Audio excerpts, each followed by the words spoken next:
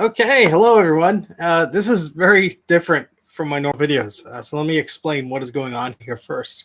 Um, hey, wow, comment already. Nice, thanks. So first off, this is a bunch of stuff that I got from my attic or my garage, and it's just been sitting in the basement, and I want to go through it. So I have some twist ties here to organize some things. I have some empty bins here, and what I want to do is go through this stuff and see what's there. I honestly don't remember what half of this stuff is. Usually after I do a video or something, I'll put something aside, it gets shoved into a bin. These are only a few bins of the stuff that I have messing around in the basement here. So I got to clean this stuff up, sort of some spring cleaning fun. So that's what I'm doing here. And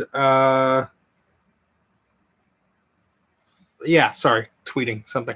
So that's what I'm going to be doing here. And that's really about it. Now I'm going to talk, answer questions, and well, it's almost spring. How about that? So, all right. So, yeah, that's what I'm going to do. I'm going to take the lids off of these little shoebox bins here. Sorry if that's loud. The other microphone was too soft, and this one might be too sensitive, but we'll deal with that. So, first bin here. So, you already started, but there's just nothing is organized in this, so that's bad. Oh, boy. All right, well, we got a phone net adapter. That's pretty neat. Not going to go through everything, but focus, focus, focus. Come on, focus. Whatever. So that's just a phone net adapter. Quick Net by Belkin. So that's not even like an official one. So this will be for, let's organize it by year, I guess. This is like, hey, nice to see you. Thanks for joining, Greg. So this will just be, let's say, like pre-2000 Apple stuff I'll put in there. This looks like, yeah, Palm Pilot Cradle. I think for like the 5 series or something. It's USB, so it can't be too old. But, all right, that, we'll have to have a separate bin for miscellaneous things. I don't even, this is bad already. All right, what remains of a Kensington Turbo Mouse trackball? At least it has the cable there. So you have a year on it? No, but it's version 4. If the camera will focus. Probably not. Whatever.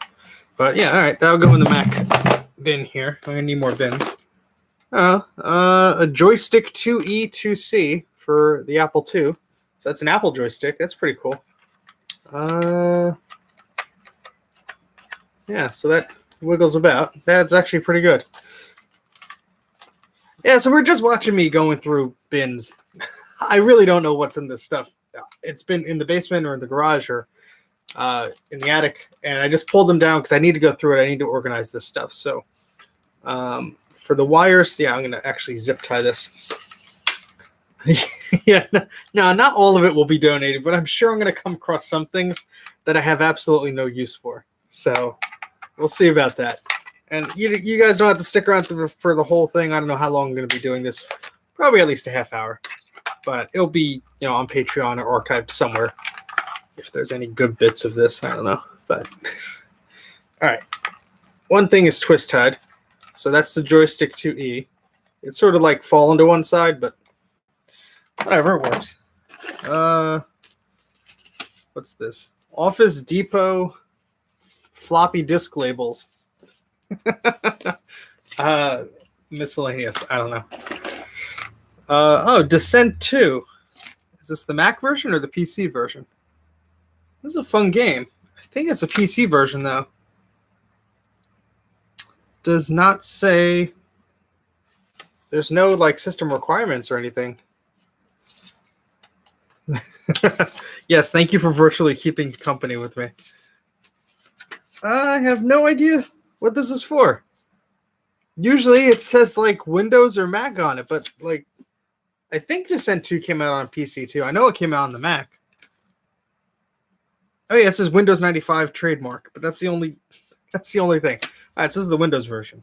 All right, so I have another bin for discs and such because that's going to be a recurring theme, I'm sure. Speaking of discs, some 5 1/4 discs. AppleWorks data disc. All right, so this is Must have been when I was playing around with the Apple II stuff. And I just probably shoved them aside and they got in here. AFM data disk record collection. This is probably somebody's record collection that they categorized and put on this disk. I have to look that stuff up and see if I can read that. That's pretty funny. It's always weird when you find stuff like that. Another record collection disc. LDOS 5.3. LDOS. Never heard of that one. Oh, we have a CD. What's in here? Okay, so this is a original PlayStation sampler disc, interactive CD volume 3. There's a bunch of games and demos and stuff. Twisted Metal, Crash Bandicoot, Football, Game Breaker, Tekken 2. All right. More discs. Oh, boy. What's this? Thoroughbred logo and party invite list. Some double density disc. A lot of these are like from like junk stores or whatever. I just like happen to hang on to them. This is mine. Oh my goodness. I think I know what this is. Steve's Town. So there used to be a game called Sim Town. And it was basically like a junior version of Sim City for kids. I think this was a town I saved. I don't know if the data's still on there. But that's what that disc says. If this will ever focus. Probably not. But all right, so that'll go in the disc thing. I have no idea if those are readable. Oh, here we go. Another network adapter. What brand is this? PIN ACL? Pinnacle? So this is an AAUI connector on one side. And then we have Ethernet and the ThinNet, I think it is. So the idea was Ethernet was still like an emerging thing, I believe. And Apple didn't want to commit to either one because they wanted to make sure that their machine had Ethernet and it was compatible. So companies made this adapter. This is not an Apple branded one, although Apple did make one. I probably have one around here somewhere. I know I do. But this is an adapter made by Pinnacle, and you can choose either your standard T-base Ethernet, which is the standard that we all use today, or the ThinNet adapter, if your office was wired for that. All right, so that goes in the old Mac bin. Oh, all right. These are useful, kind of. It's a USB extension cord for an Apple keyboard. I hate these things because they have this stupid little notch there to prevent you from using this extension cord on anything but an Apple keyboard. Isn't that freaking stupid? I mean, yeah, I understand. Maybe they don't want you. No, I don't understand. No, this is just stupid. Never mind. I take that back. I mean, this is ridiculous. It could only, Apple and their notches, Jay. I really don't get it. I mean, this is annoying and it's stupid. And you can actually pry the metal bit down to actually use it as a normal USB lead, like an extension cord. And I've probably done that a handful of times. Just like got a screwdriver in there, gently pry it down, because you can't put a normal USB thing in there. So their excuse is that it holds the keyboard wire better. Yeah, I don't buy that. USB, as long as it's not inserted a billion times, it'd probably be okay. But it's so stupid. I mean, how many of these cables have just been like tossed in a landfill because somebody just like couldn't use it or they got fed up with it? All right, I'll look it up. I'm not saying I am doubting you, but it's been like that since the first USB keyboard. Oh, hey, Gertie. The first USB keyboard. So, yeah. That's weird. All right, so we need another bin for post 2000 Apple stuff, I guess. Oh, how'd this get here? All right, disc 6. I don't know what's on here. Probably Apple II install or something. All right, this is just miscellaneous papers. Oh, here we go. This is good. This is a PowerBook video adapter. So this goes into your PowerBook, and this goes into your Macintosh monitor. These are handy because, again, Apple with their proprietary connectors. All right, we got another PlayStation sampler disc, I think. This is a Toys R Us one. Hold on, let me put it back in. If it will go back in. Brought to you exclusively by Toys R Us. That's pretty neat. What games are on here? Spyro the Dragon, Medieval, A Bug's Life, Crash Bandicoot, Warped, NFL Game Day 99. That's pretty neat. Stuff that would be on disc 6, perhaps. Yeah. I think what this was, it was either a System 7 install. Actually, no. I think this is because it doesn't have the high density logo and it doesn't have the second little hole on the bottom. This must have been when I was trying to install a GOS on the Apple II. So that's disc 6 of GOS. It's a business card. Posted. Okay, so this went to a floppy disk. It says Locksmith on it. This was a label for one of them, but I don't know where the disc went. Oh, we have some video game stuff. Zelda DX for the Game Boy. And a GameCube memory card. All right, we need another bin for that stuff. Because there'll be more game stuff, I'm sure. Okay, this is my brother's Tamagotchi. I don't know how this got here, but... Remember those things? Those are... Oh, the battery's dead. 1997. Battery harmful if... Wait, I'm sorry. Battery harmful or fatal if swallowed. So don't be eating the batteries. You could die, maybe. I don't know. I'll have to put batteries in here and see if that works. So that's video game related. What is it? Oh, I know what this is. This is a Nubus cover for... the 2CI or the 2CX. Yes. Let the cleaning begin, please. Cleaning is good. All right, so this will go in the Mac stuff. Another disc. Autoland Streamer PCI driver diskette, IBM. That does not sound like anything I need, so I'll probably just erase it. I think I got this a few years ago at a PC show in Trenton, New Jersey. They had stacks of like 50 floppy disks, and they were like $1.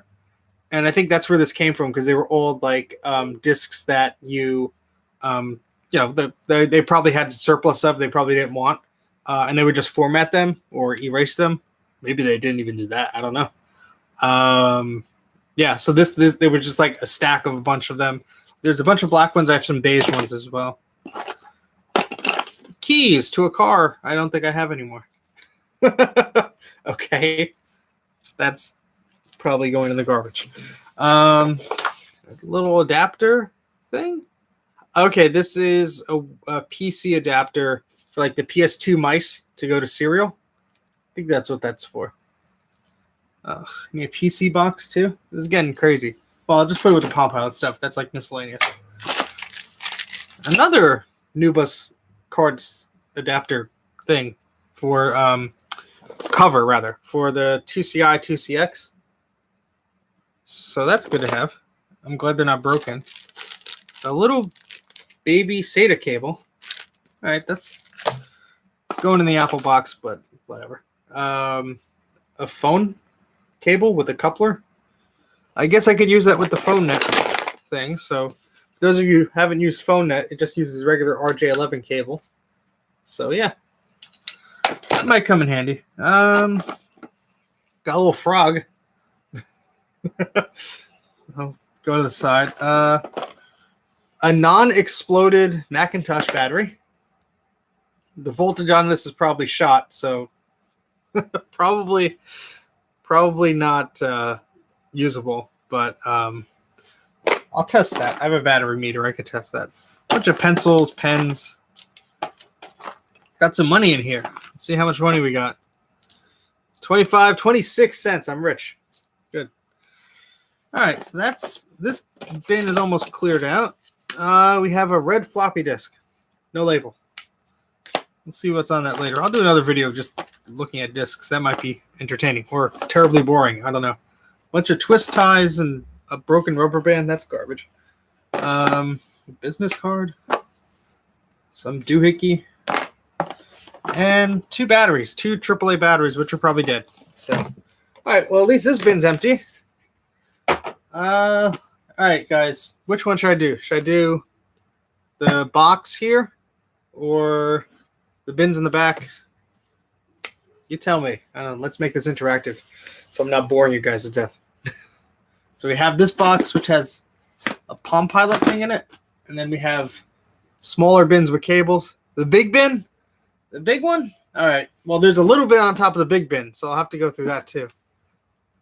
Yeah, I'm aware of that. All right. We'll open up the little bin that's inside of the big bin first. All right. We have an Apple sleeve for discs. This says iMac Media from the year 2000. There's no discs in here, but I think I took the discs out, so they're not lost or anything. They're just in my disc box over there. But yeah, so this is just like one of those little sleeves that the install media came in when you got the computer.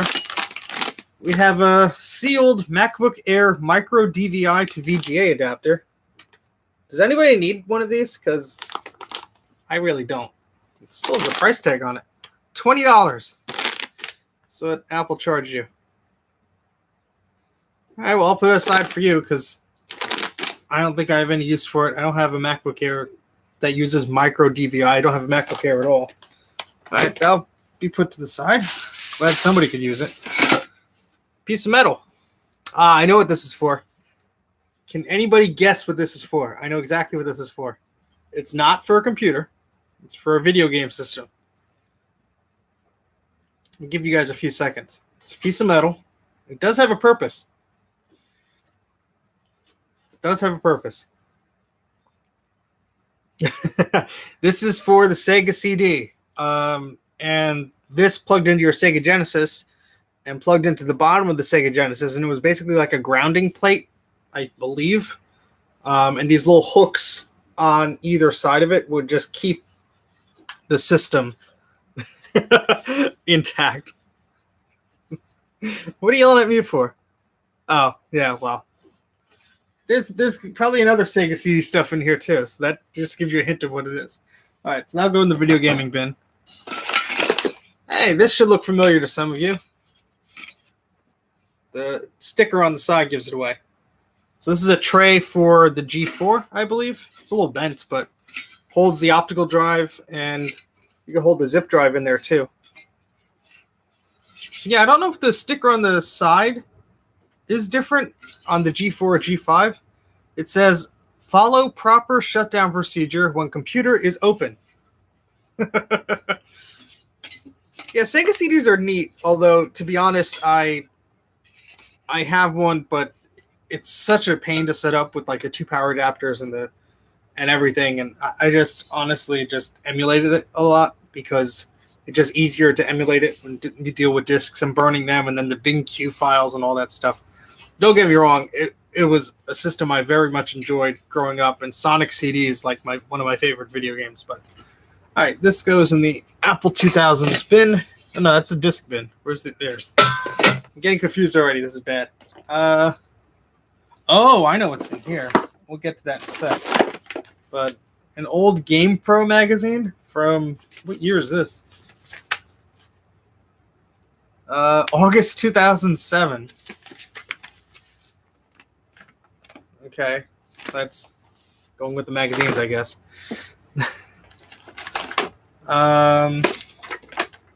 There's a bunch of RAM in here. A bunch of RAM. Let's see if any of them are labeled. They all appear to be the same type. 128 megabytes SDR133. So I'm guessing this is PC133 RAM. These all seem to be 128 megabytes. That's not too bad. I don't know if they're ECC or not. Oh, it says ECC, so I know that I think it's either Macs can use ECC or they can't. I forget. One of you guys will know. Or maybe it's system specific. I just remember. Yeah, I don't know. Might be PC only then. So, you guys help me out. Was it PC RAM or Mac RAM? Depends on what bin I put it in. Or I should just put it in one make a RAM bin. I don't know. Where does it go? Where does it go? I don't have a PC bin, actually. Do I? Oh, no, there's the miscellaneous. Yeah, all right, miscellaneous it is. Does anybody need... These are fun. Does anybody need PC cards that are modems? So these are interesting. They're these little credit card size cards. And if your computer didn't have a modem in it, you would plug this in. It's just a little thin card. And they have little connections, very flimsy connections for a dongle. This one's actually an Ethernet and modem built in. Which should look at the size of this dongle. This is like puts Apple to shame. I had an Ethernet card like that back in 1999. Oh, cool. Yeah, this is just, I think it's just the modem one. No, which port does it go? There you go. That's your modem there. Yeah, that's definitely just a modem jack. But hey, this is neat. This has the cable with it. I think what I did was. Yeah, okay. I'm remembering how I got these. Was it? It was at least 5 years or so ago. I picked up an iMac G3 from somebody, and their condition was that I could have it as long as I erased it. And so I erased it in front of them using a macOS CD. And next time I talked to them, they said, "Oh, I have these PC cards, these little modem cards." And they said, would you want them? And I said, well, maybe. And they were like $10 for all of them. And I think there were at least 10 or 15 of them.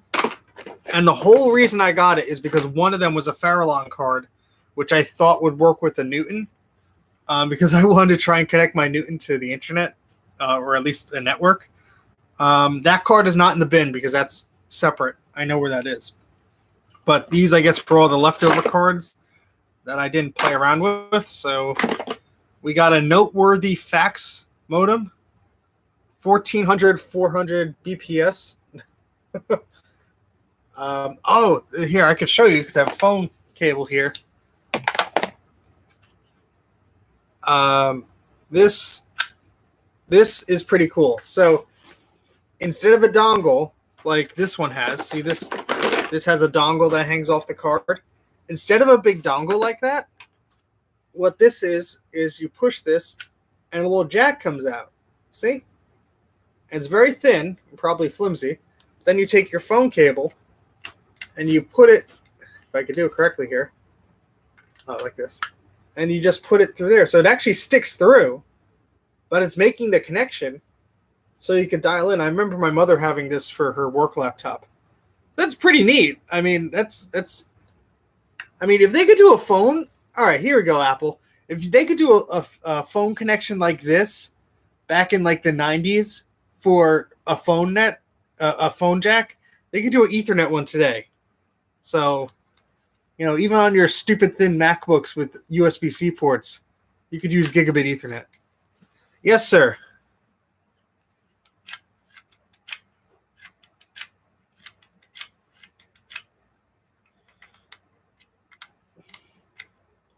Did I break it? No. Yes, spring cleaning is good. It's very good. All right, so that's one of these things. Oh, cool. Yeah, let me check that out on iMessage. Let's see. Oh, cool. Yeah. That's well, yeah, the MacBook Pro doesn't have to be that thin in the first place. Don't get me started on that. Yeah, I think I have one of those Zircom, or I don't know how to pronounce that. I'm not going to try. I have a similar card like that, but they made tons of these. I mean, there's 1, 2, 3, 4, 5, 6, 7, 8. Some of them have these cool little cases. That's nice. But yeah, most of them are modems. This is a 33K card. So that's 33K. Let's see what the fastest one we got here. This is 14K. Here's a Dell one. This is Ethernet 10 based. So it's a 10 megabit Ethernet card. Here's a 3Com one. This does base T and coax. That's like the thin net, and it has a little dongle for the regular one there. AT&T Keep in Touch Express Card 28K data fax modem. That's pretty cool. I like the graphics on these. And there's another 3COM one. Bunch of cables. All right, these will go in the PC. Here. Here's a Mac book extension cord for the power. Let's see. There's a booklet in here. We might have some install discs if I get this out of the bag. Yes, we do. We have 2 CDs, MacBook Applications Install and MacBook macOS 10 Install. These are from the year 2010, and the MacBook OS Install has Snow Leopard on it, 10.6.3. And yeah, so these might be useful to archive if, they might already be archived somewhere, but let's see, we have the manual. Do we have any stickers? No Apple stickers. We have a little, not a manual, but a license agreement thing. Nope, no stickers. Oh well. But we got some restore discs for a very specific MacBook that I may not have. Let's see if I can fit these back into this little sleeve. Well, that'll go with the CDs. And then we just have a MacBook extension cord. Always handy to have. All right, here's a box. Palm Life Drive spare case. So this is for a Palm Pilot, I think. And there's another little label there. And it's taped shut. Why did I tape it shut? I remember putting the label on. I don't remember why I taped it shut. Let's try and open it.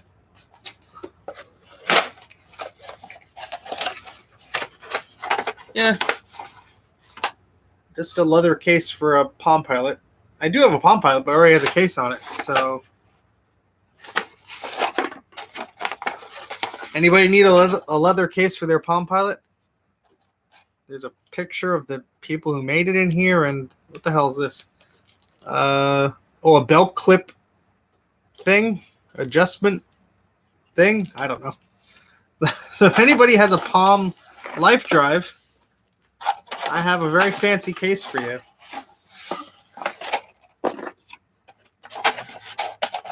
It's all part of spring cleaning. You find stuff you don't need or you don't want, or somebody else could enjoy. Because this has just been sitting in the bin in my attic or whatever.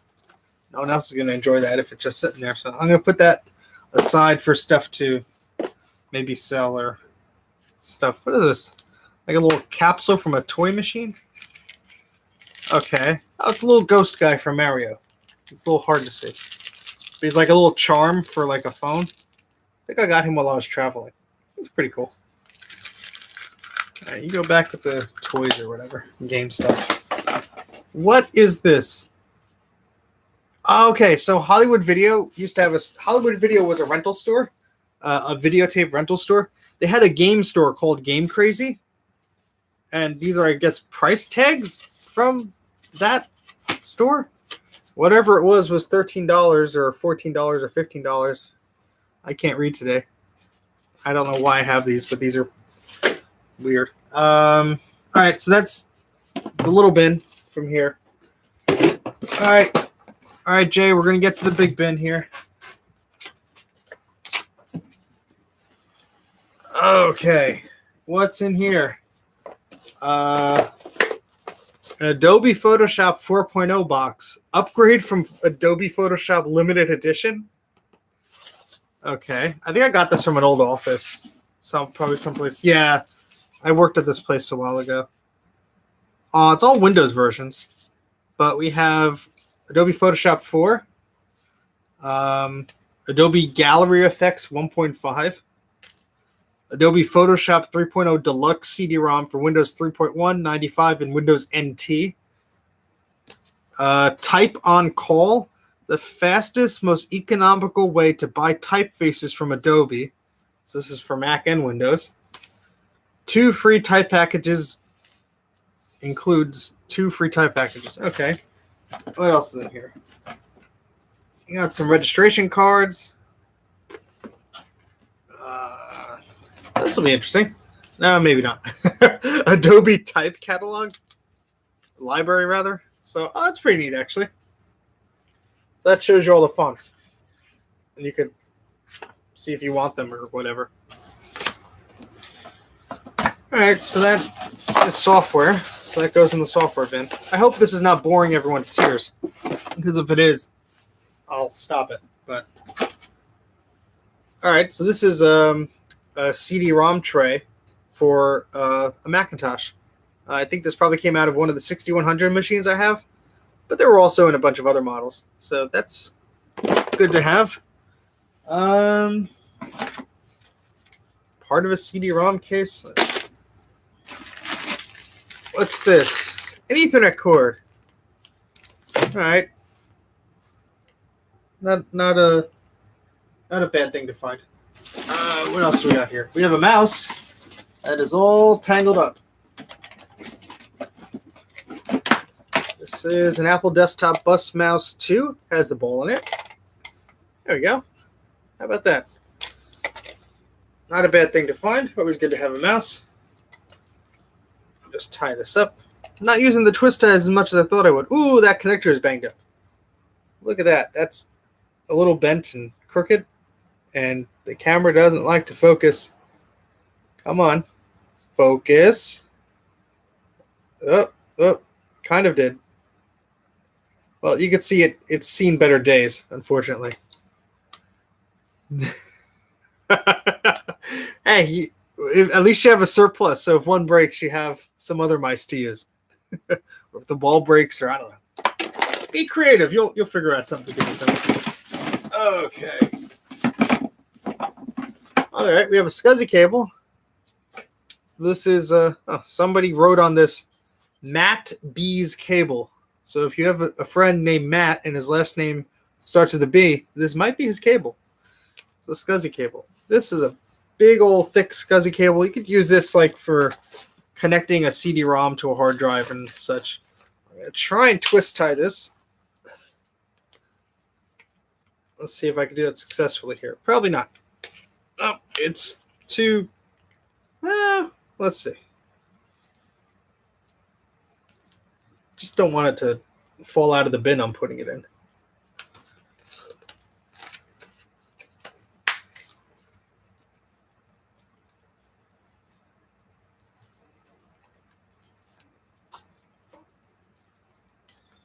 All right. Close enough. All right, so that'll go in the Mac pile. Oh, a CD-ROM caddy. That's good to use. So if you have, this is before CD-ROMs had the trays to protect the disk and to make it, I guess, maybe easier to read on the drive. They had these little caddies. So what you would do is you would hold down the side and it would lift up and you put a CD in there. Then you close it and you put this into the computer. So I have a few computers that have a caddy drive, like the Macintosh TV. I think I have a Centris 650. What else do I have that has a caddy drive? They're kind of annoying, to be honest, but I mean, this was early CD-ROM days, so you'd be lucky if you had a CD-ROM access at all. So I'm going to put that with the vintage Mac stuff. Is this another mouse? Another mouse. Well, now I have almost as many mice as you do.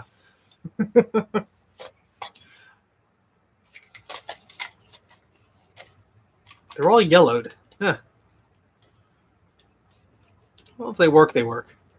That's not too big of a project to retrowrite. They're little tiny mice.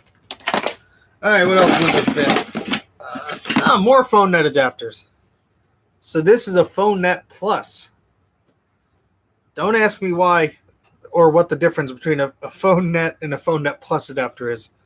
I wrote it down somewhere. I have no idea. It's, yeah. But it's the same thing as these this Belkin one. You know, they ripped off each other. Farallon came out with it first. But yeah. All right, so that goes in the Mac bin. Here's an Apple version of an AAUI Ethernet transceiver. So this is for 10 base T Ethernet. You can see that. And you can see the AAUI connector there. So yeah, this is much bulkier than some of the third-party ones, but I think I have a few of these sealed in the bin.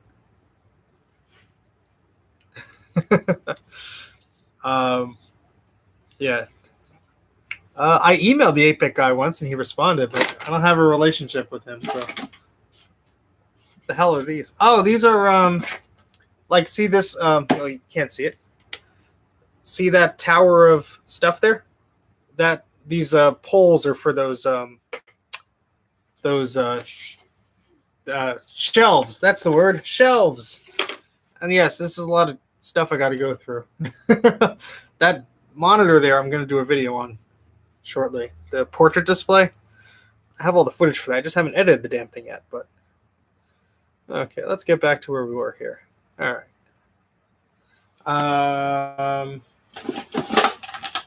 Anything else worth noting in here? All right, we have a floppy disk drive for a PC. Boring, but is there a disk in there? No. But it's a Samsung floppy disk drive. So, yeah, be helpful if you guys could see me. Or maybe not. I don't know. So, that goes in the... Where's the PC box? Or the miscellaneous box? Ow. That was pointy. I just put my thumb into the staple. That's garbage.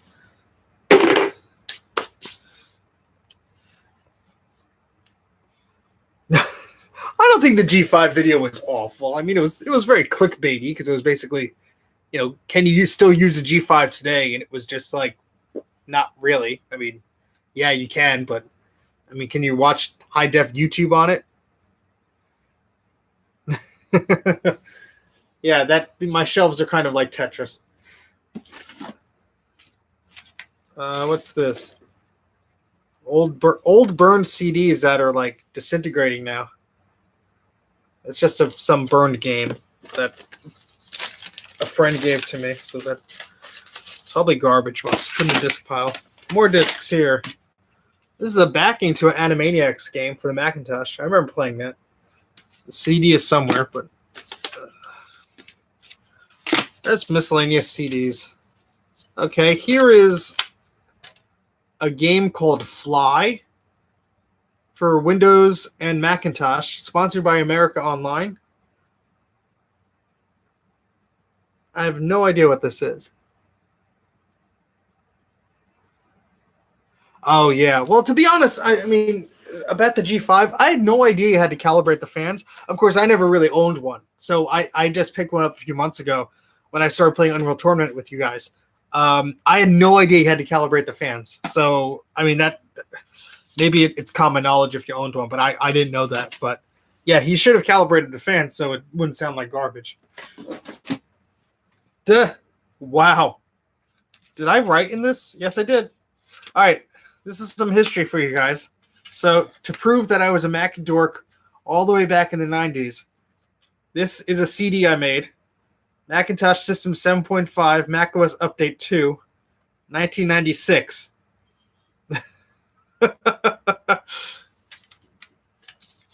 Let's see. Oh, well, there's a macOS 8 disc in there. That is totally legitimate, by the way.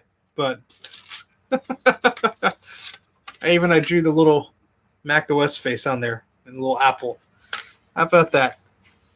That's pretty cool. All right, what else is in here? Laser Rider floppy. A lot of discs in here. Formatted disc. PS Deluxe. I have no idea. Maybe Photoshop Deluxe, Print Shop Deluxe. No idea. What's this? Oh, I have one of these cameras. Jay, we were just talking about this. Connectix Quick Cam.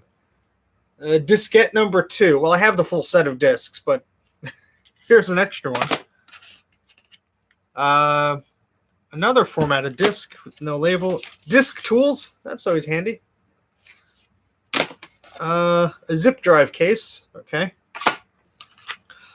Civilization Call to Power for the Macintosh. I remember buying this and hardly ever playing it. Is the disc in there? Nope. There's a Mac Addict disc in there. And that is scratched beyond belief. Look at that. Ugh. At least these discs are archived, so I don't have to worry about archiving those myself. Mac OS 7.6 Disk Tools 2. It's neat. Original label disc. This camera does not like to focus. That's kind of annoying. BellAtlantic.net for Microsoft Windows. So this is like a free internet access CD. Free access 30 days. There's like a lot of paper shoved in here. Nah, includes Netscape Navigator. That's really cool. So if I need an old version of Netscape for Windows 95, I don't have to download it. I have it on a CD. Yeah, well, the camera I'm using is it's a Logitech webcam. It's actually a pretty good one. I think it's just that maybe some of the drivers are disabled. Let me move this down a little bit. Let's see if that helps. Let's see if it'll focus on my hand. Yeah, I'm just saying. It's a decent camera when it wants to work, but I can't get the darn thing to focus sometimes, so maybe it's just being weird. Anyway. Mystery stick of memory. I wrote on here with a pencil 8 megabytes question mark. So maybe it is 8 megabytes. Maybe it's not. That'll go in the miscellaneous PC thing. Another disk. WordPerfect 6.1. But I don't know. Tidbits.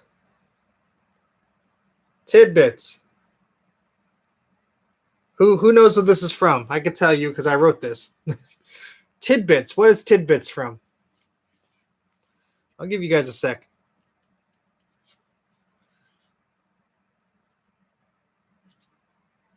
Anybody know what Tidbits is?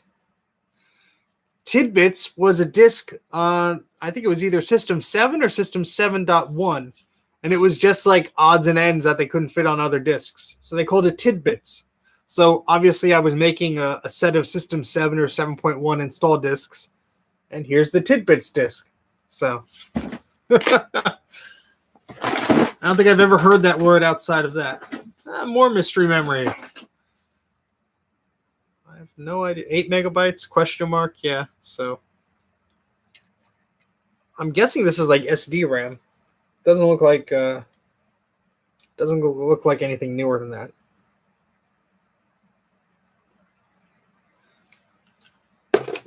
Let's see. Oh, we have a Sega Genesis arcade stick.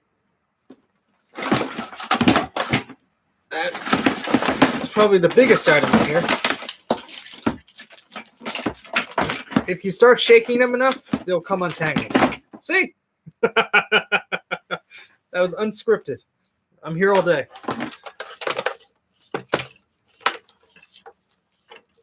All right. Let's zip tie this, or rubber band, even better. Let's see. Does this? Yeah.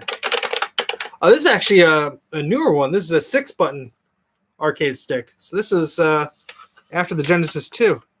Yes, that is a laser active right here. And no, it does not work. While I'm here talking to everybody, I could tell you about the laser active because that's the bane of my existence right now. So a few months ago, a year and a half ago, I bought a laser active off eBay, and it was about $200 or something like that. Now, I know that shipping a Laserdisc player is practically a death sentence. I know that. However, I spoke to this individual. He had good, positive results on eBay, and you guys could probably guess where this is going. And I told him, please pack it very carefully. These things are very sensitive. And I had a whole conversation with him before he shipped it out to me. And he said, don't worry, I'm going to bring it to FedEx. They're going to pack it. And I said, okay, that'll be good. No. It arrived, this huge Laserdisc player, in a box that was a good size for it. It was it was a little bigger than the player, maybe a few inches all around bigger than the player. However, there was zero packaging. Zero packaging. There was a piece of styrofoam on the bottom, crumbled up paper on the perimeter, but like one thin piece of styrofoam on the top. This thing came and it's all banged up. There's dents in the back. I opened it up. There's plastic pieces that are probably from the gears and stuff that are all banged up. The capacitors need replacing. The Retro Man Cave just did a few episodes on their laser active player, which is a great watch. You guys have to watch that if you're interested in this stuff, because he got a laser active player and the packs for it. But these capacitors in there, they're notorious for leaking, so they're in terrible shape. But he did a whole restoration on it. I bought this. It came with the Sega pack. So I thought, okay, the player I'll fix the capacitors on. But the Sega pack is basically, for those of you who don't know what a laser active player is, it's a Laserdisc player, plus it has this special card slot that you could put in personality type cards in there, and basically lets you do other things like play different video games like the Sega video game system, the Genesis or the Mega Drive, or TurboGrafx, stuff like that. So I had this pack and I thought, okay, let me replace the capacitors on it. Well, the capsule leaked inside of that Sega board. It was pretty disgusting. And I spent a weekend trying to do it myself, and I really didn't have any luck. And I thought, you know what? Let me see if I can get this repaired. Stupid me. There's a video game store about an hour north of me that I could have just paid to have this fixed at. But I saw someone on eBay, and they were in Pennsylvania, and I said, oh, okay. I'll ship this thing to them, and they'll fix it. Well, this was back in October 2017. And so I shipped the Sega pack to that guy. I paid $60 for the service, and I have not received my Sega pack back. He stopped communicating with me. eBay won't do anything about it. They originally gave me his phone number and his email address. His phone number changed. His phone number changed again. Last contact I had from him was August 2018. Since then, I've tried to reach out to him on his friend's YouTube channel and all this stuff. And apparently this guy's either a scammer or he's just hard to get in touch with. After Googling his name, which is Lucas Henkel, I have no problem giving that to you because he's probably a scammer. He was on, there was a lot of message boards that mentioned his name saying they ripped him off. Honestly, I don't know what to think of it. I'm usually a trustworthy person. I don't know if he's a scammer or not, or if he's just super delayed. Apparently he moved or whatever, but yeah, so I'm quite sore about the laser active player because I bought it. It got damaged in the mail. I got a little bit of a refund from the seller, but the laser active part that I wanted the most, because I do have one laser active game that I want to play with. Yeah, so that would be fun to get working one day. Oh, thanks. Yeah, I appreciate the post there. I am on that group as well. I just haven't had time to mess with it. I did take it apart and I put the screws in a little plastic baggie, but you could see it's just looking sad sitting there above another Laserdisc player, which works fine. But yeah, so I would really love to get that Sega pack back, because they're worth a few $100s if they work. That's what eats me up about it. You just can't find one. They're really difficult to find. But yes, sorry for the tangent there, but I have a laser active player. I do want to get it working because I do have one game for it. I think it's like Space Berserker or whatever. But I got the game for $1. So it's sort of weird how you go on these tangents and chases. Like I got the disc for $1 and I'm like, oh, maybe I'll get the system one day. And I did. And that cost way more than $1. But anyway, yes, laser active. Oh, here we go. Here's the Apple microphone, sealed. This is one of the clear ones that came with like the Power Mac, I guess, like the G3, G4s, or maybe before that. Yeah, it has that weird long Plain Talk pin, so it's not like a standard one. Yeah, eBay is a sketchy place, but I learned that this is what the takeaway from it is. know your options. For eBay, I should have requested a refund right away. Not right away because he strung me along. I was stupid, but I could have, had some resolution there. I wasn't even able to leave negative feedback because so much time elapsed. And PayPal's protection is a little longer. I think it's 45 days or whatever. So, I missed the windows on both of them. I called up both of them and they were not helpful, unfortunately. But yeah, microphone. Here's the plastic part to a Sega CD.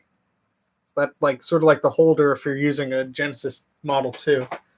Let's see. More discs. This one's blank. Let's see. Another disc. Also blank. No label. Install disc 1. Macintosh System 7.5. A hard drive. An Apple hard drive. An Apple notebook hard drive. Is this a SCSI one? It's 120 megabytes. I bet you this was from a PowerBook Duo or something. All the pins are there. I wonder if there's still data on here. I'm trying to see if this is SCSI or if it's IDE. It's probably SCSI. It says 1993. Oh, SCSI, yeah. There we go. I'll have to put that aside. See if there's anything on here. That's going to be a heck of a pain to hook up, though. How would I even do that? How would I plug this into a... Because it's a small SCSI adapter. Yeah, what's on my hard drive video?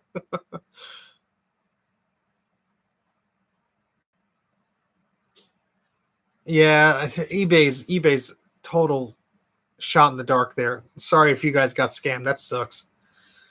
Yeah, I'm curious what's on here. It's probably my old PowerBook 500 series or something hard drive. But yeah, see, the problem is this is like some weird... oh, here's the cable for the hard drive.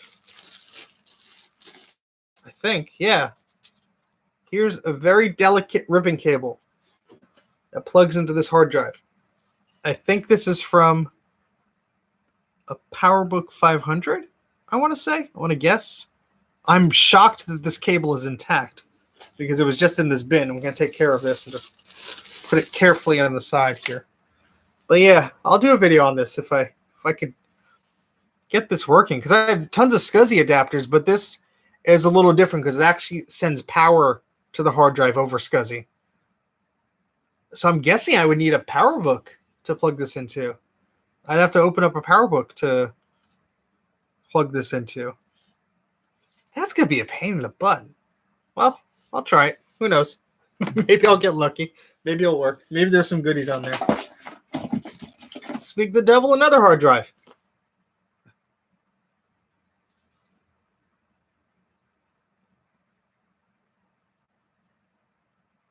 Oh yeah, that's what this guy said. He when I questioned him about why it was delayed, there were some floods going on in his part of the country, and there actually were at the time.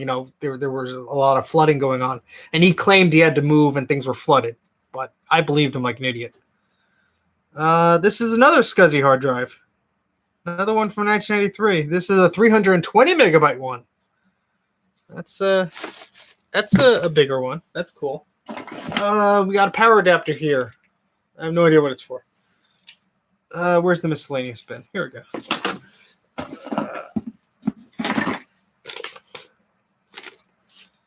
Static bag. A Sonic the Hedgehog manual for the Game Gear.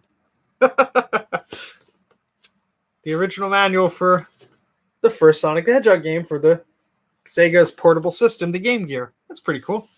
I will put that with the game stuff. All right, we're almost at an hour here. I'm going to go for a little bit more, and then I'll probably stop. I don't think you guys want to hear me talk on for too much longer. Enjoy your dinner, Jay. So this disc says Mac Tools, CP Disk Fix, CP Fast Copy, CP File Fix. I have no idea. We'll see if there's stuff still on here. All right, I'll keep going if you guys want me to. I'm just thinking you guys are getting bored. That's all. I mean, there's plenty of more crap to look through. That's for sure. There's tons of crap to look through. We'll be here all week.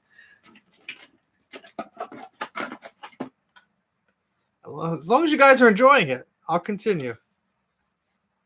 Yes, there is a light gun in there. I'll get to that in a sec. This is a blank cassette tape for the Atom. Who knows what an Atom is?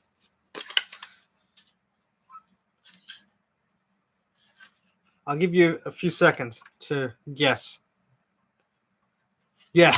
I actually have an Atom. I got an Atom ColecoVision. It's a computer. And the computer has 2 cassette drives. No, I think it has 1 cassette drive and one holder thing. It's a weird system. Anyway, I have a ColecoVision Atom. It has a printer. The printer has the power supply, and the printer powers the computer. So without the printer, which a lot of the systems are sold without, the system is useless. You can't power it on. I got the whole thing with a box, and it was very beat up from a thrift store in Pennsylvania for maybe like $30, maybe 10, 15 years ago. I still have the thing. It's in a bin. I have to fish it out. But I still have all the pieces to it, but I never had any software. So there's a video game store. The label's still on here, called Digital Press up in Clifton, New Jersey. And they have a lot of odds and ends. And this was labeled for Coleco Atom. This is a blank tape.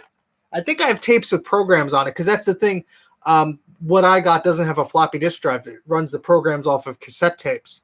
So I don't really have any games or anything. At least I don't think. I think I have another cassette drive for a Commodore. Yeah, it's actually in this bin over here. We'll get to that in a sec. So I don't know if this tape will work with that or if the tape in there. I mean, it says it's blank, but I mean, it's actually wound to the middle of the tape. So there could be a program on here. Oh, actually, the tape says Smart Basic on it. So maybe Basic is on here. That'll be cool because this just says blank pre-formatted. So, hey, if there's some, I mean, I'll have to do a video about that. I mean, even though it's not Mac related, my channel, it's mostly Mac stuff, but I'm not going to limit myself to not cover some cool things. All right, here is the light gun. This is the Justifier for the Sega Genesis.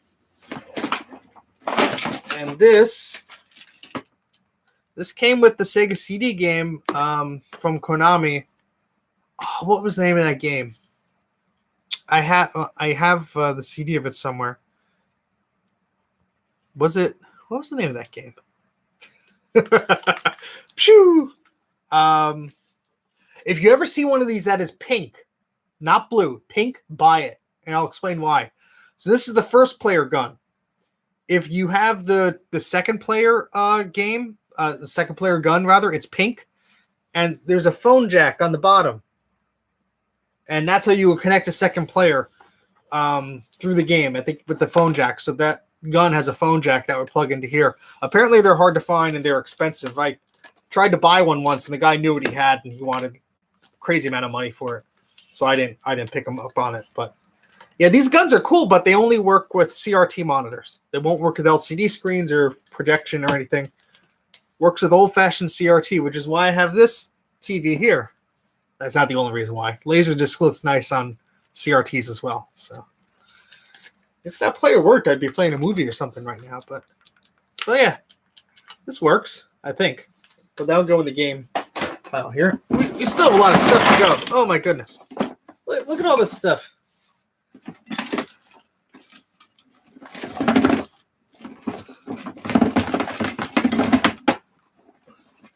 Lethal Enforcers. Yes, that's the game. Thank you, the iApple guy. Yeah, I think that's a Jolly Rancher. This stuff came from like my parents' house. I really, this stuff has been sitting in this bin for over 10 years. I don't even know. No excuses. All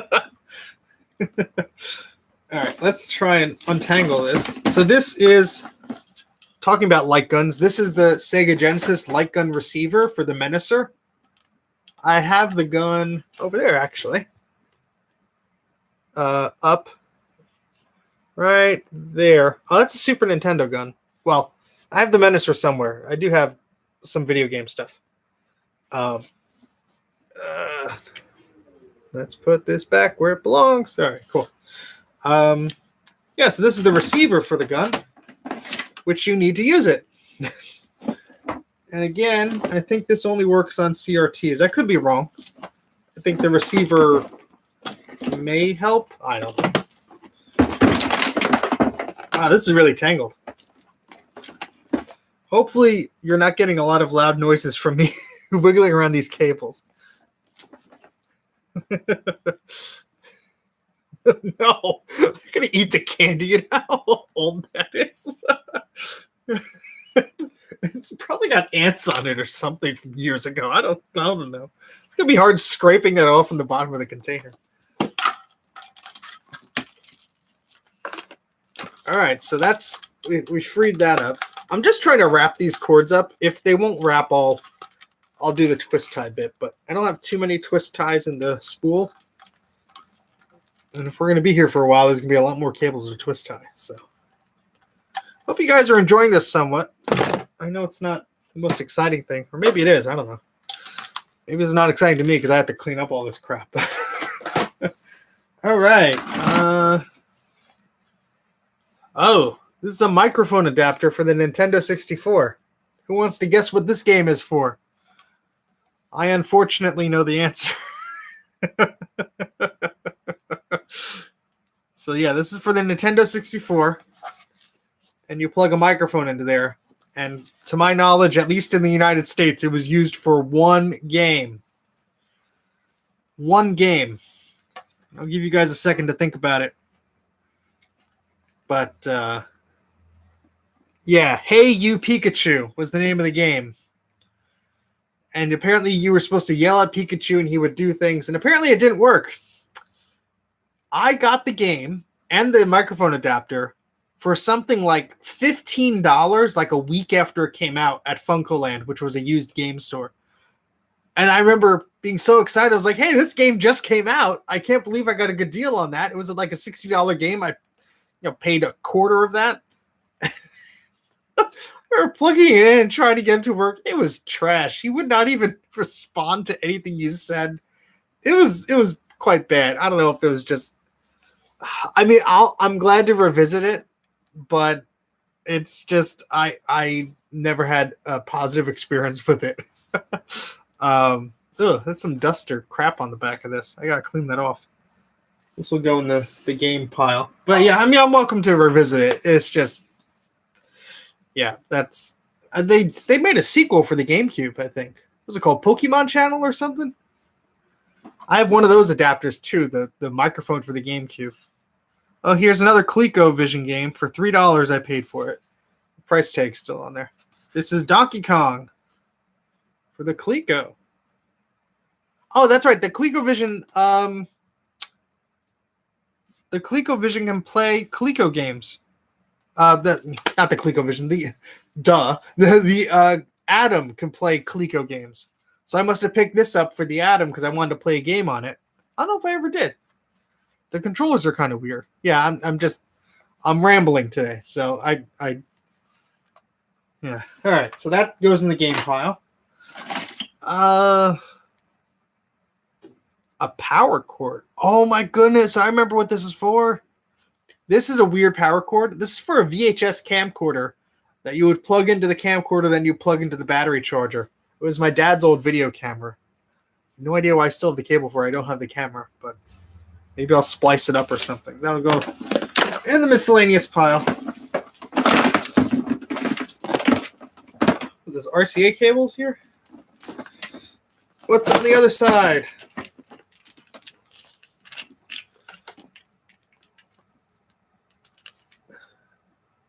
Oh, it's a PlayStation video connector. So this is for the original PlayStation or the PlayStation 2. I think the PlayStation 3 even has the same multi-output port or whatever. I'm going to use a twist tie on this because this cable's sort of loose here. I have a lot of video game stuff here.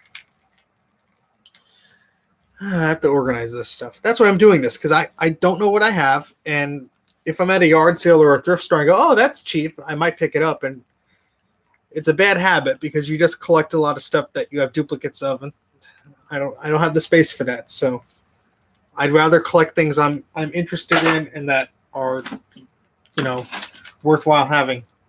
Another one? Well, here's another Apple microphone, sealed. What is this? Oh, I know what this is, I think. Yeah, this is a PowerBook video cable for the LCD display. I think it's for a PowerBook 500 or a PowerBook Duo. So I remember replacing the LCD for one of them. And I guess I took the cable out. I have no idea what the hell I was doing. Oh, this probably still works, actually. Yes! I know exactly what this is. I used to use this for my 12-inch PowerBook. This is a car adapter. So you plug this into your car, your cigarette lighter automotive outlet on your car. And this was a power adapter for your PowerBook. And this worked on my 12-inch G4 PowerBook. But you see this little connector at the end? You could actually take that off. And you could plug in the bigger connector they had for the older PowerBooks.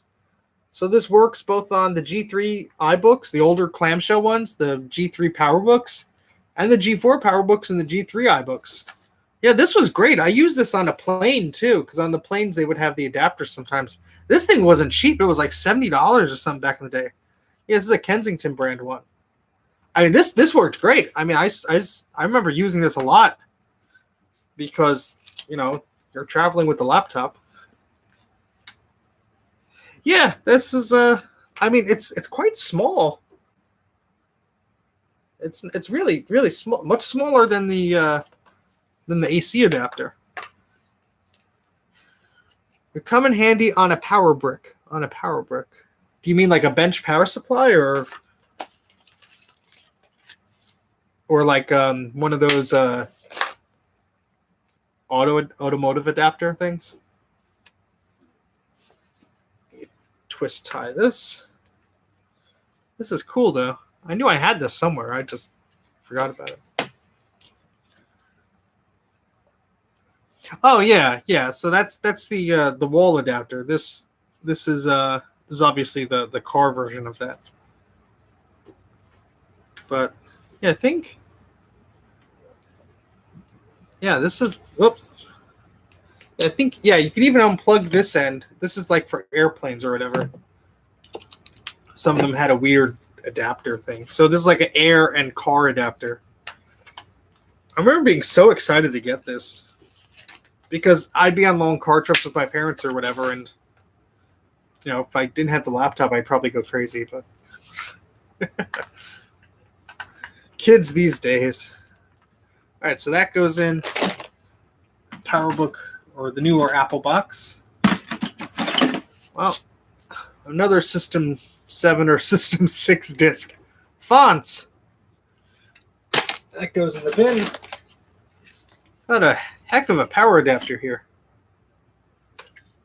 10 volts, 850 milliamps. Okay. Have no idea what this is for. And it's tangled. Yay. Got a USB A to B cable. This is has a clear casing on it. This is for an iOmega zip drive.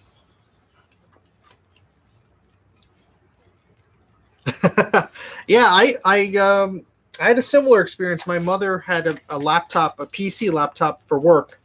Of course, I had a DVD drive in it, so it became the DVD drive that a DVD player that we brought along with in the car. It was nice. It had a 12-inch screen.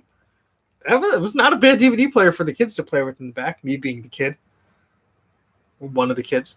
So that was fun. I remember buying a DVD and watching it in the car. Although I don't think, no, she didn't have a power adapter with that, but that battery actually lasted pretty long. But yeah, it got pretty hot. Okay, we have a power adapter for a Game Boy Advance SP. So that I think this also works with the original Nintendo DS as well. That's pretty cool. That goes in the game thing there. What the heck is this? Look at this power adapter. This brick on a leash here. And there's an Apple logo on it. Who could guess what this is for? I know exactly what this is for. Who could guess what this brick of a power adapter is for? There are two answers. Because Apple reused this on two products.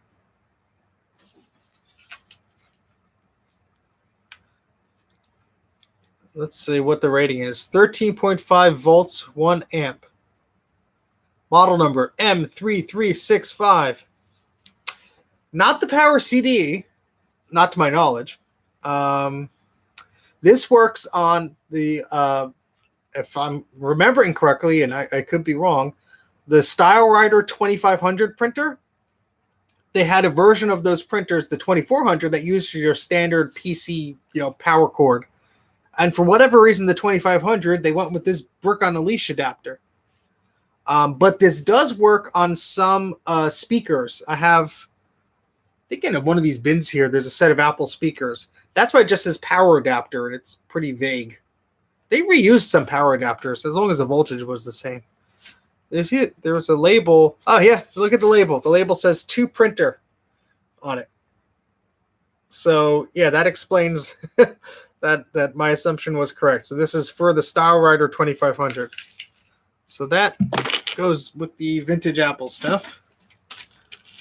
Here's a Sega Genesis controller in the repackaged shrink wrap from GameStop with a price tag of $1.99. I remember getting this. I did not pay $1.99. It was half off because they were liquidating all their retro game stuff because they thought it was useless. Now they're bringing it back again. Isn't that funny? How those things just come back again. So yeah, it's still in there shrink wrapped. You can see the dust under it though. They didn't clean that well. This is just a 3-prong extension cord. Not a bad thing to have.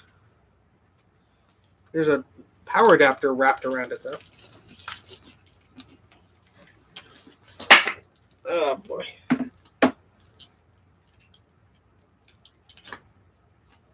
All right, we're almost done with this bin, I promise. Yeah, I also picked up I think it was some Nintendo Entertainment System game pads and some other stuff. They were all Dreamcast ones too. They were all $2 and they were the whole bin was 50% off. I cleared them out of most of them. And I used some of them. They're not all still in the package, but it's good to have some spares. Actually, Sega has re-released the 6-button pads, both for the Sega Genesis and for PCs and Macs, with the USB port on. So that's really cool. I'm glad they did that because those are great to play with. They're a lot of games could play with that. You could play a lot of games with that. It's a comfortable controller is what I'm trying to say. So yeah, it's just a 3-prong extension cord. I'll put that with the extension cord stuff. Wow, this is an old one. Laser Writer installation disc. This is probably for the first Laser Writer. The copyright date on the back of this is 1984. Holy crap. That is cool. That's an original Laser Writer disc. That's really neat. I'm glad the label's still on there. Yeah, the 6-button controllers are very comfortable if you get a chance. What is this? It's like a BB gun or a paintball gun manual. My brother was into paintball guns, so that explains that. What else we got here? All right, Grudy. I know you know what this cable is for. Let's educate everyone in the chat. This is an internal cable, and it connects two things.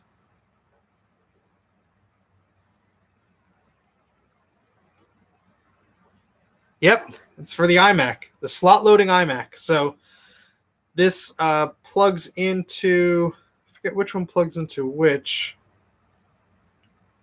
So basically one goes into the board, and then one goes into the CD-ROM drive, one goes into the optical drive. So These are handy to have. I remember picking this up at a computer flea market, and after I bought it, the guy's like, "Oh, I was gonna buy that." So, and here it is sitting in a bin years later. So, sorry, I guess. I don't know. But all right, that'll go in the old Apple bin. What is this? Oh, this is a modem for. I think this is out of a G3, the blue and whites. That's a little dial-up modem there with a little socket on it. Yeah, so this is does it have a model number on it? Hong Kong Telecom. That's just the approval sticker. That's not. What's an Apple modem? I guess. I don't know. Probably just like a Global Village rebranded modem. But hey, it's a modem. Did you have like the auto turn on or the scheduled turn on thing set up? Because I plugged in an old Performa and I shut it down, and the clock battery was still working on it. And I woke up the next morning and it was on, and I'm like, I didn't remember turning this thing on. I went to the system control panel, and the auto on off was turned on with the whatever time it was turned on at. So that clock battery was still working in there, and it turned the system on. So that was a bit freaky to wake up to. All right, we got some more memory. 3.3 volt Apple G3, 32 megabytes. Wow. 32 megabytes. Yeah, maybe give me 4 of these and I'll have 128 megs, and that's better. But 32 megs. Well, that'll go in the Apple bin. All right, we got. Oh, this is good. This is a SCSI cable. So internal SCSI for a CD-ROM or a hard drive. That's good to have. I'm running out of space in the bins here. You can see my organization is helping a little bit, but where are we going? At least we're making progress, huh? You guys bored of me yet? What else we got?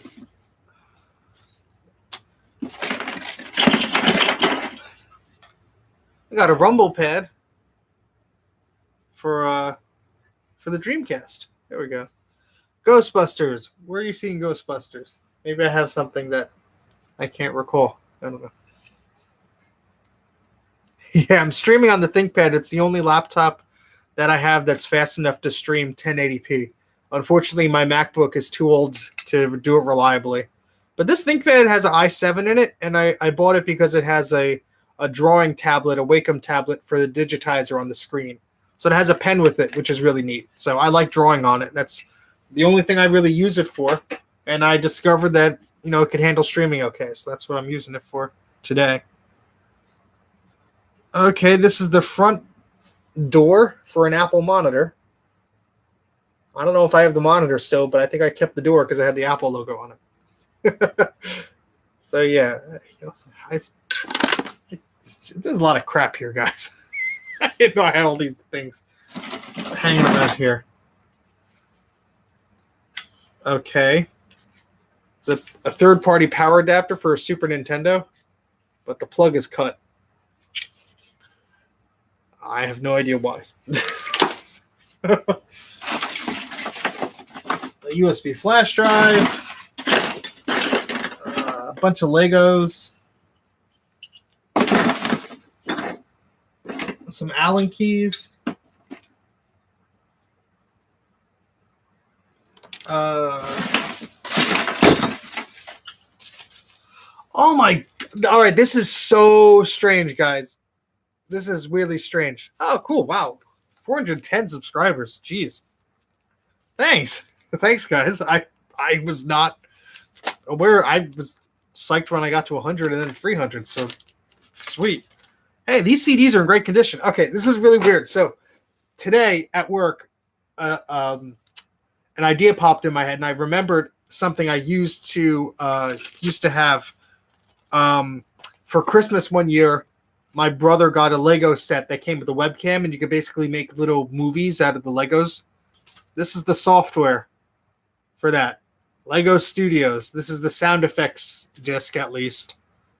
That is so strange. I was literally just thinking about this today. And here's the disc for it. It was flat, so hopefully it's not cracked. No, perfect condition. That is weird. That is so weird. A perfectly legitimate copy of Photoshop CS for Mac OS 10. On a LucasArts game. Mortimer for the Macintosh. Mortimer was like one of these educational games. You were like on this weird flying snail, and you had to like zap things with a laser, and you learned about them. It was fun. It was a PowerPC game, I think, and it didn't really run too well on my dad's Macintosh, was it 7500 or whatever it was. So yeah, I'm glad to find those intact. They survived. What is this? An Apple Care Protection Plan fact sheet. All right, this is probably garbage, but Apple Care Plus extends the complimentary coverage of your Mac up to 3 years of yeah.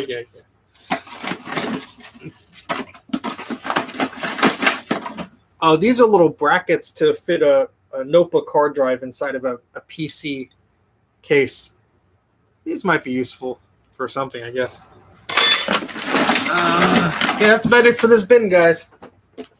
We're making progress. We got through the big bin. All right. Choose your destiny here. You want the cardboard box or you want the plastic bin? And my butt is getting sore from sitting on this carpet. Oh, okay. Yeah, you might be right. This might be a 5 1/4 to 3.5 inch adapter. Thank you. Yeah, I do have another one that's meant for notebooks, though. But yeah, you're right. This is probably that. Thanks for refreshing my memory. Yeah, so there's this box, and then there's a bin. We'll do the bin first, I guess. It's bigger. More stuff to go through. So there's a tiny bin on top. Oh, this is recent. I was playing around with this SCSI cable not too long ago. This is an ultra-wide SCSI adapter. Nice. Yeah, so this is a 68 pin or something, SCSI cord. It has a terminator on the back. That's what this weird big thing is for. That's a terminator, so it has that built in. I don't think that could come off. Or maybe it can. I'm not going to force it. But yeah, so that's, I'm going to wrap this up carefully. I only have like 2 or 3 of these cables. I have more drives than cables. And I dropped one, unfortunately, and broke the stupid thing. So that was a regrettable moment, but all right, let's try and use this broken rubber band to put this cable back together. But Steve, you have twist ties. You should use them. Yes, I know. But I like making things difficult for myself for whatever reason, because I'm an idiot. Okay, we're tying the rubber band. And this may or may not work. There we go. All right, so that goes in the old Mac bin, which is overflowing. Piece of paper.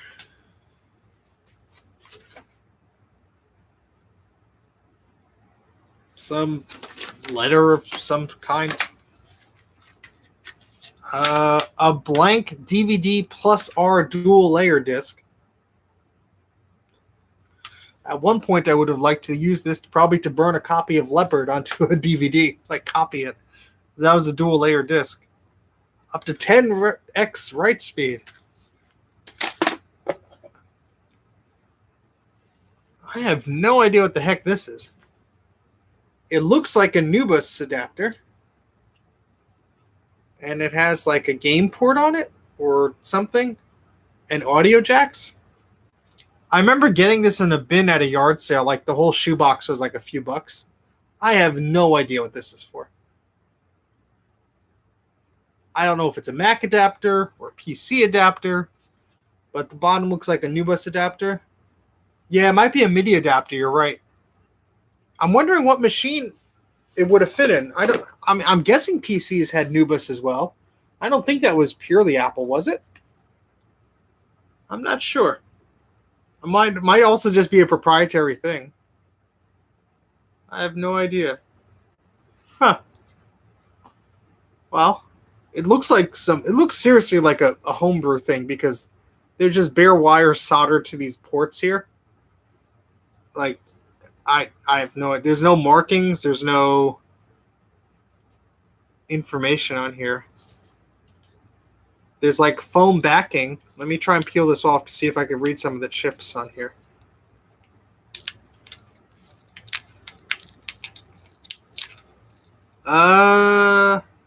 Nope, that doesn't help much.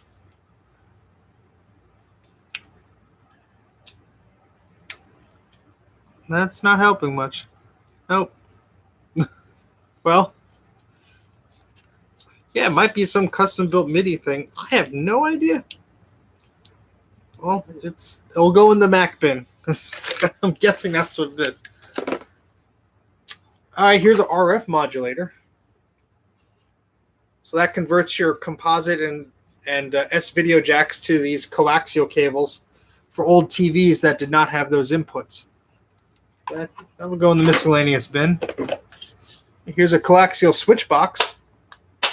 So you have 2 inputs and an output. It's for an old TV. And you have A and B buttons to switch between them.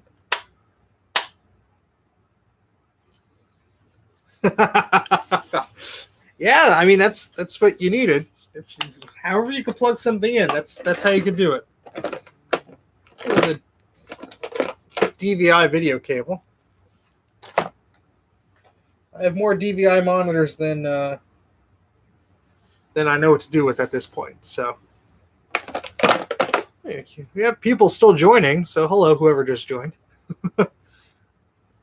We made some good progress here so far. What the heck is this? Oh, I think this is for like an Xbox. Yeah, this is like a USB cable on one end and then like an Xbox controller on the other. It's this weird proprietary thing. That's going in the miscellaneous bin. I have no idea where that goes. All right, we have an ATX to PS2 adapter for old PC keyboards. That'll go in the miscellaneous bin. Oh, here we go. A compact flash picture card. So that's 16 megabytes of compact flash memory for a digital camera. There's probably still pictures on here. AT to PS2. Yes, I'm sorry, not ATX. Thank you.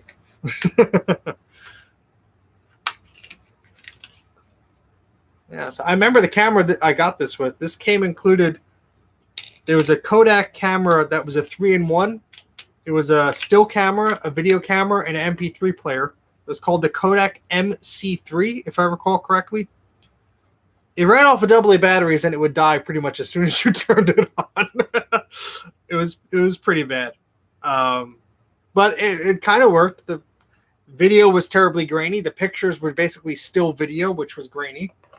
But the MP3 player, I guess, kind of worked. I don't know. And a 128 megabyte SD card with the little lock thing that's broken off of it. So who knows if that'll even work. Some audio cable.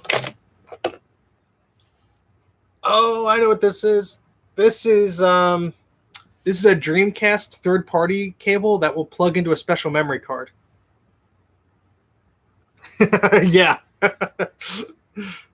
Yeah, I could put the compact flash into an iPod mini and play 4 songs. Yeah, so this adapter's for a Dreamcast memory card. This little thing goes into the memory card, and this goes into your PC's parallel port. And it was like a memory manager software, so you could like transfer PC game saves to and from the Dreamcast. That's pretty cool. That goes in the game bin. All right, that one's done. We're almost done here, guys. Thank you for helping me organize my crap here and make sure I'm not alone in the process. See, remember what I was talking about a few minutes ago? About how I go to the thrift store and I buy a cable just because it's cheap or just because I think I might need one? This is a prime example of that. This is a Nintendo 64 or a Super Nintendo video cable. You probably have a dozen of these. I know it's a hard habit to break, but I'm trying not to do that as much as I used to. I always think to myself, somebody else will know what to do with it. Somebody else is looking for it. Maybe they are, maybe they aren't. You want a medal for your service. Well, if you want a medal, you have to spell medal correctly. I'm sorry. MEDAL. I'm just messing with you. But yeah, Nintendo cable. I'll go in the game bin. Ooh, I'm seeing some goodies in here, guys. Let's get this a little closer, if we can. There we go. All right. Well, I can confirm I have a tape player for the Commodore 64. So here's a cassette drive for the Commodore 64. The game inside is Final Fight. So, yeah. I think it works. I have a Commodore that does work. I paid $20 for this. This says the price tag. I only got this like 2 or 3 years ago. I figured it's fun to have. So I'm actually going to put this to the side. I don't have a bin big enough for it. Is that projector film? Yes. Ah, okay. See, I have my own little projector that I used. Not high 8. This is 8mm. High 8 was the videotapes you're thinking of. So I have my own projector, and I've been digitizing my family's home movies. My father used to buy film at yard sales and stuff just to use as lead, which means, you know, when you're feeding film through a projector, there's a chance that the projector will eat it up and break the film. So he would use just random people's film that he found just to splice and stuff. So this is somebody's Mexican holiday. So their vacation in Mexico. And the date on this is January 23rd, 1964 to February 7th, 1964. And I wrote on this label, "Not our family, ? July 2018. And I put a sticker on that said found, a label rather. So this is film. This is somebody's home movies. And this is actually standard 8 film. You could tell because the sprocket is a little bit bigger. And the white is the lead that leads in the projector. And these are basically color positives. Oh, this has sound. There's a magnetic strip on this side of it. So this actually has sound. That's pretty cool. But yeah, there's if I were to shine a very bright light through this, you would actually see individual frames of film, of movies. So you could sort of make out some of the little boxes. But yeah, this is... I'm going to assume this is not our family's movies because... Yeah, no, I don't think this is. Because I wrote the label on it, so I must have checked it at least. All right, well, some people don't know how film works.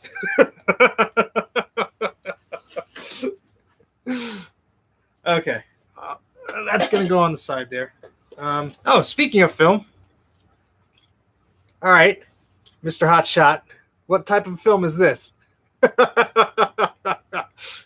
You guess the gauge of film that this is. I'll give you a second.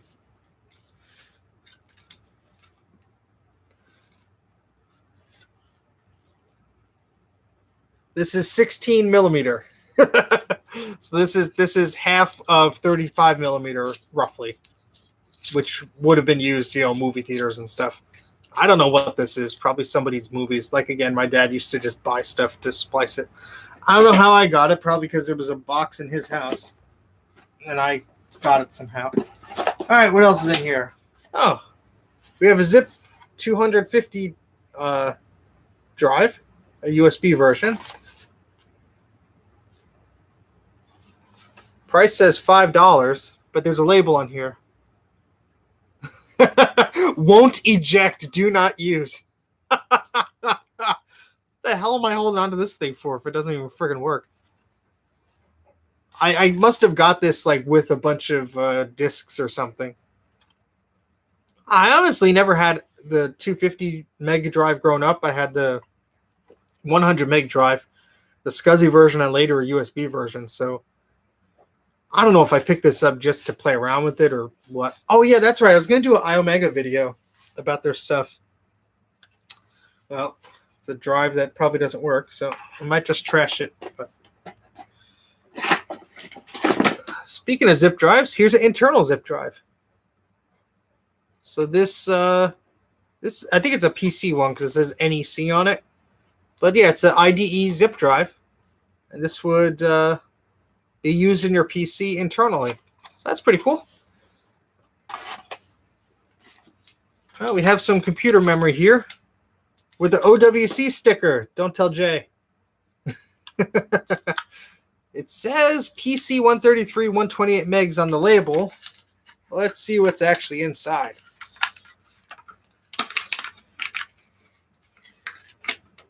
If I could get the thing open.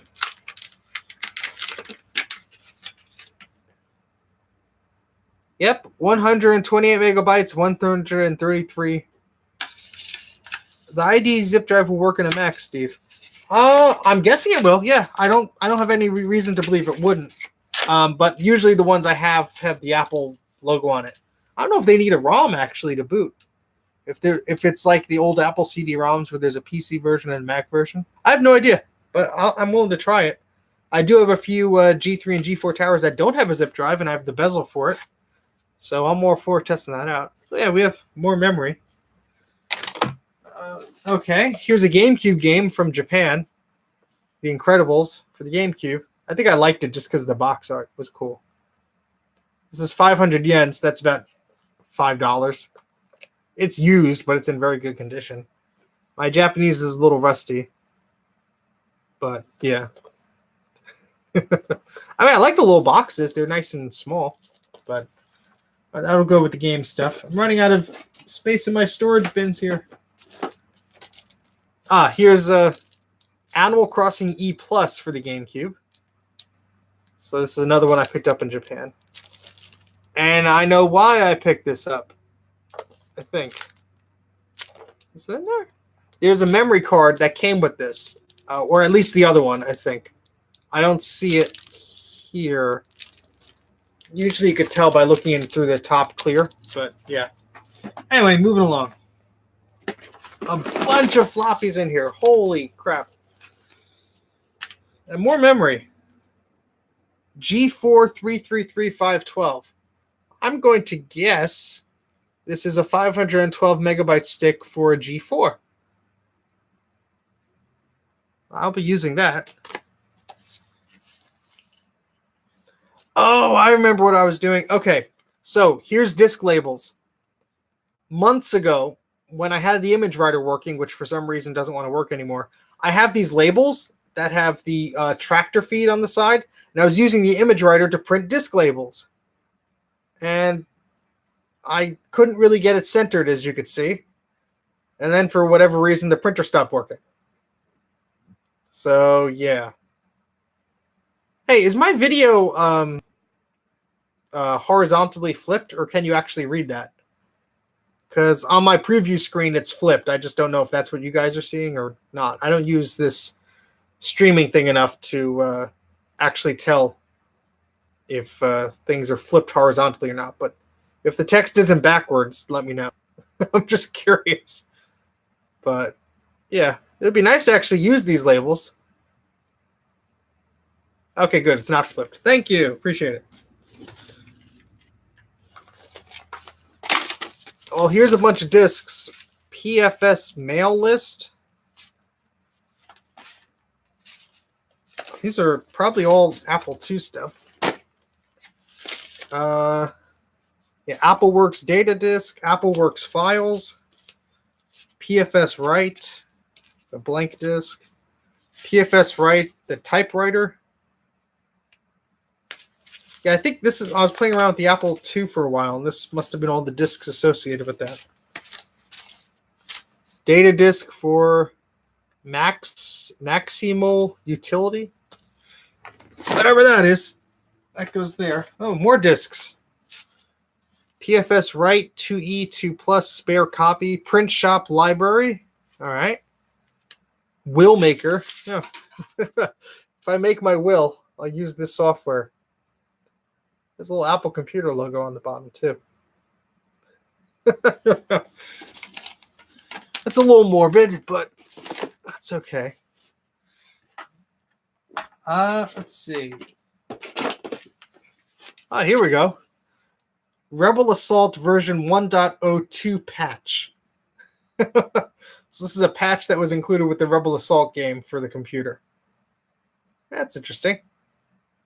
I'm sure the patch is available somewhere else, but. And Adobe Photo 2 plugins with the serial number. I have no idea what this is for.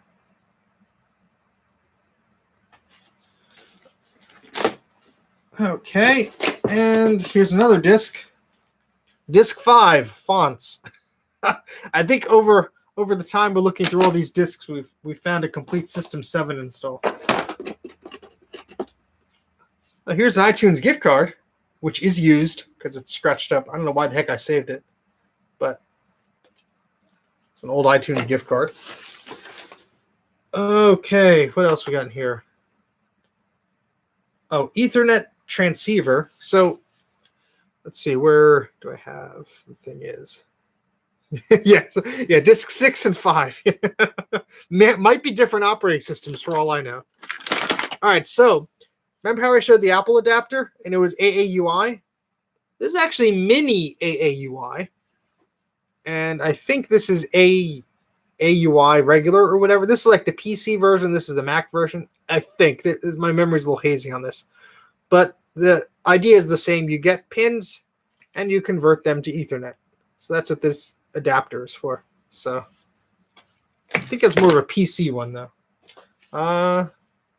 Then we have a Radio Shack switch box that's just composite video. So those buttons are kind of satisfying to push.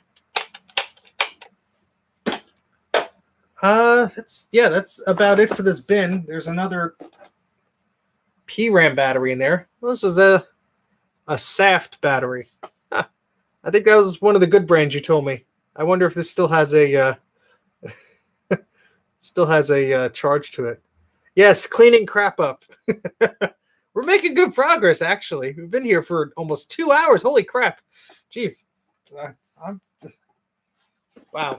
All right, well, so these are, let me,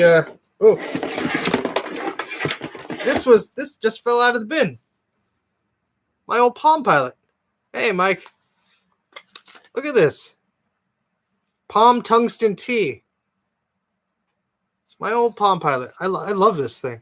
And look at this. The little memory cards are still here. We have the Palm Pack games. So this has some games on it. And Pocket Express Entertainment Pack. More games. Although this always drove me crazy. Look how these memory cards are sitting. Gee, what's the problem with that? Well, I give you two problems. First off, the contacts are showing, so I guess you could screw that up. Second off, why can't you just have it like this so you could read the darn label of it? Wouldn't that make sense? Wouldn't you want to see what memory card you have? Huh?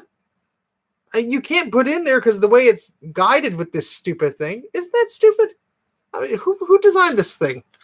Put the memory cards in like this so you can't even tell what they are. That's ridiculous. I'm going to put this aside. I'm going to play around with this. The battery's probably shot, but we found where is it? I found the cradle for it earlier. Let's see, where'd I put it?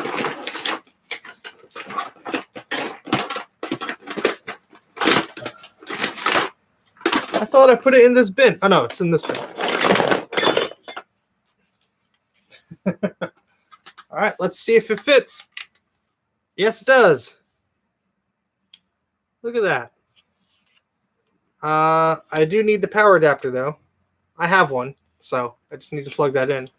But hey, I used to use this as a universal remote. I always liked how this one sort of popped up. So you had the writing area here. Kind of a cool design. So it was more compact, fit in your pocket, and then popped up. I had a few of these. They were always, I think this was one of the last ones I had. All right, we're down to like the last box, guys. So after this, I'm probably gonna have to stop because we're running out of stuff to look through. And I've been sitting on my ass for 2 hours, and believe it or not, it's not as comfortable as you would think. All right, so this is the last box for now. Wow. All right. This is a Palm 5 modem, a dial-up modem. I paid 50 cents for it, and it's sealed in the box. Sealed in the box. Sealed in the box. I do have a Palm 5 modem. My mom used to have one. And I have her old one. Includes AOL Mail, Yahoo Messenger, and Multimail. Wow. This is long battery life, more than 3 hours, up to 10 weeks of connection time, depending on your usage pattern.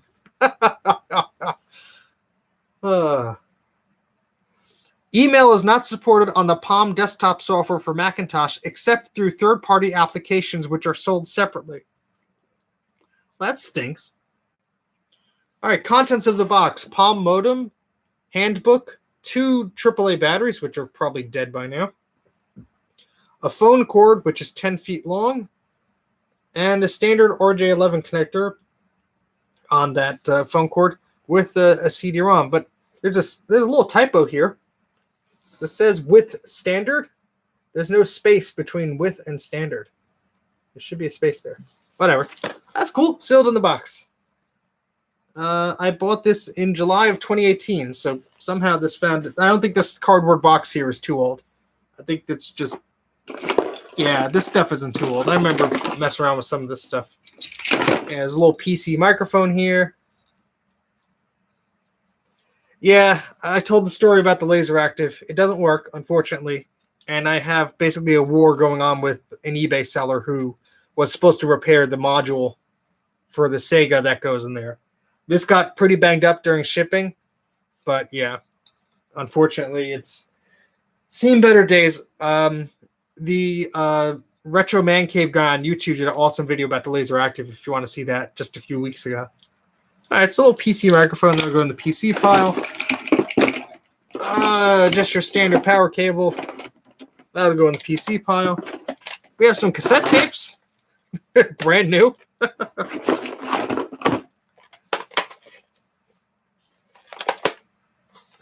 So, TDK 90-minute cassette tapes. I don't know what I'm going to do with those. What is this? Oh, we have a USB modem. 56K dial-up USB modem. I think I got this because I wanted to do a project with the Raspberry Pi. No worries. A lot of Palm Pilot stuff in here. Oh, that's right. Yeah, so I got these handspring visors. They're basically Palm Pilots. They are Palm Pilots, but Handspring made them, not Palm. And they're pretty neat. The whole reason why I got this, so this is the Palm Pilot. It had this little card on the back. These are barcode scanners. So this actually has a laser, a red laser, and it'll actually scan barcodes. And this one, the batteries are, yeah, there's, oh, I put batteries in here. Does it work? Oh, stupid me, I left the batteries in. It probably died. But yeah, it came with this barcode software and this little module. And it came with like 2 or 3 of them. Yeah, here's another one. I just thought they were neat. That's right, when I did the iMac video in September, there's a clip that I recorded. I just never put in the video. But there's a barcode on that iMac of the serial number. And I used this and I recorded the barcode and it showed up on the screen. So that was a little gag I did, but I never really did anything with it. But yeah, so these are pretty neat. I always like Palm Pilots, so Oh, what's interesting about these though is a Palm Pilot usually has the infrared port on the top, but they actually put them on the side here. So if you're transferring data to one, you have to sort of like hold it a weird way. But so like, where's the other Palm Pilot? Where did I put that? Yeah, so this Palm Pilot, the infrared is up top in this window. So to transfer them, you'd have to hold them like this. Normally, you would hold them like this. So it's just a weird little thing. All right, we got another cassette tape.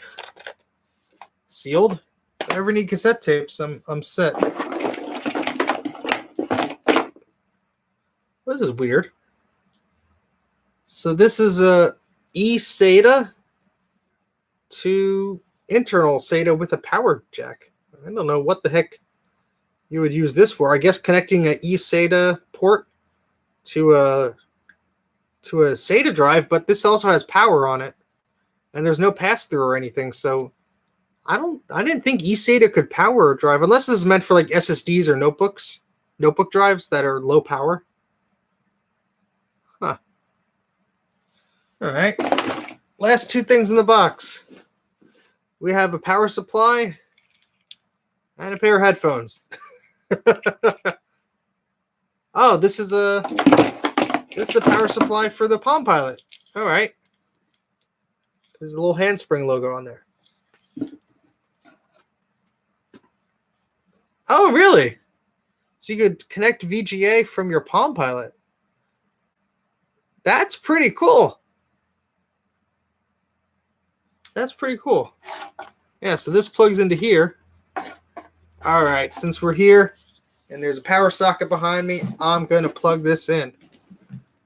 Oh, it goes into the SD card slot. Yeah, there was a Wi-Fi adapter for the Palm Pilot a while ago. I wanted to get one, but I never got it. But I was excited with the idea of having Wi-Fi on my Palm Pilot. I'm going to plug in this palm, or this visor, whatever you want to call it. There we go. Turns right on.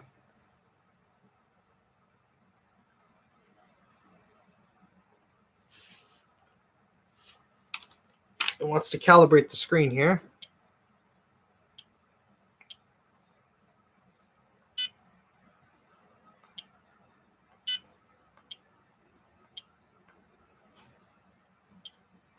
Okay, so let's open up this barcode reader software. It's called Symbol. Here we go. All right, let's see if we could scan a barcode. You're going to see a laser, I think. Yeah. That's pretty cool. Let's see. Do we have a barcode to scan? One of these computer things has a barcode. Yes, it does. All right, so here's a floppy disk drive with the barcode. Let's scan it. You guys see that? Let's do it again. Yeah, there we go. K125-16570. Yeah. That's pretty neat. To me, it doesn't have an application that's too useful, but I mean, maybe if I printed out barcodes for whatever reason, I started my own library or something. That's pretty cool. All right, so we know the Palm Pilot works. And I think that's about it, gentlemen. We're done with this box. I've loosely organized. I'm going to put the Palm Pilot stuff back in there. I've loosely organized the things that I've got from those big bins into the smaller boxes, so I guess that's about it. You keep track of your DVDs by barcode. Huh. That's cool. Never thought of that. Yeah, I mean, I don't think there's I guess the only wireless thing about this is the infrared. I don't think that'll be too reliable. But yeah, I mean, that's, as you can see, there's a lot more stuff I got to go through here as I'm cleaning up and doing some spring cleaning. So I might do another one of these videos. I don't know, but 2 hours. I was not expecting to do this for 2 hours, but thank you guys for keeping me company. I'm in the basement, so my toes are a bit cold, but that's besides the point. But yeah, I guess I'll end it here. And I appreciate you guys watching, and it helped me organize some things and not procrastinate too much. But which 4400? That's not a 4400. That's a Macintosh clone. That's a UMax model. Yeah, it's been a long 2 hours. I'm sorry. You demand more. Oh my goodness. No. I need a break. Go watch some of my content on YouTube on repeat or something. I don't know.